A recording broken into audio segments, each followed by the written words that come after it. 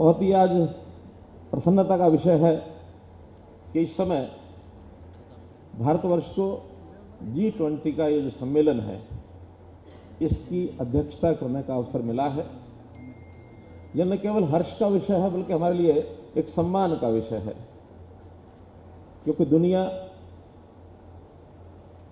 आखिर पहचान करने में बहुत देर नहीं कर सकती। अतीत में भारतवर्ष विश्वगुरु रहा है,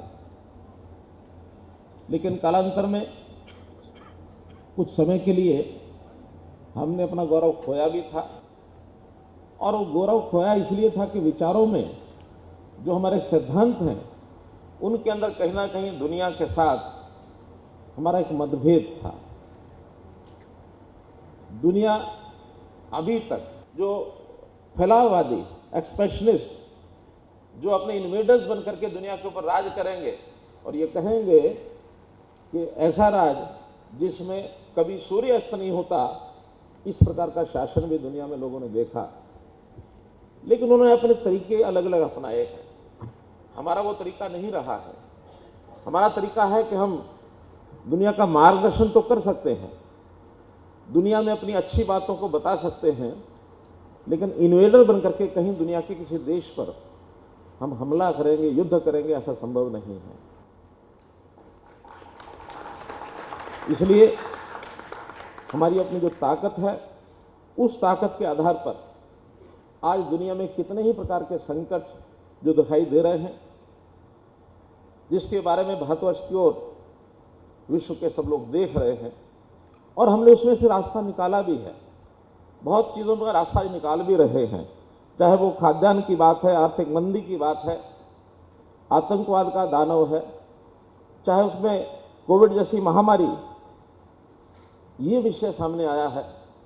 कितने विषयों पर हमने विजय पाई है, और न केवल विजय पाई है, जो जिनकी आवश्यकता है उनकी मदद भी की है, उनकी सहायता भी की है। दुनिया इस बात से हैरान परेशान भी है कि जब कोविड शुरू हुआ तो ऐसा जो बड़े बड़े देश, आर्थिक तौर पर संपन्न देश, उन्होंने शंका जाहिर की कि अगर सबसे ज़्यादा कोविड का प्रभाव अगर कहीं पड़ेगा तो भारतवर्ष पर पड़ेगा। क्यों? आबादी बहुत है और हम उतने साधन संपन्न भी नहीं थे जितने कुछ और देश हैं।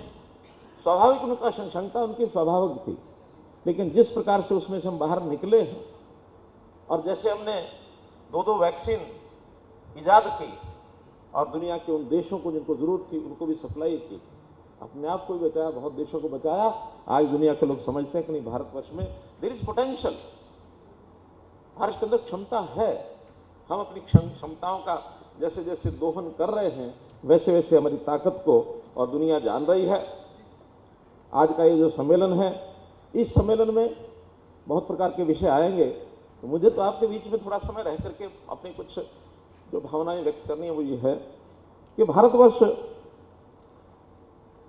इसके पास बहुत सा अतीत का ज्ञान आज ऐसा है। आज जैसा हम कहते हैं कि ये वूका शब्द जो प्रयोग किया,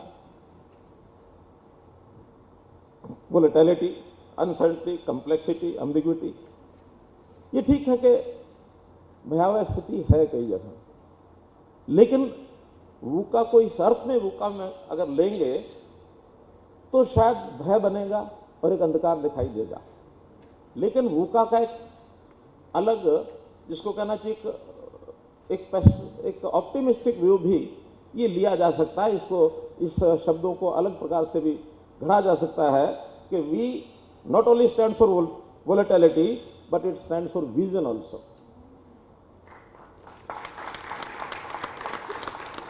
U not only stands for uncertainty, but it stands for understanding also.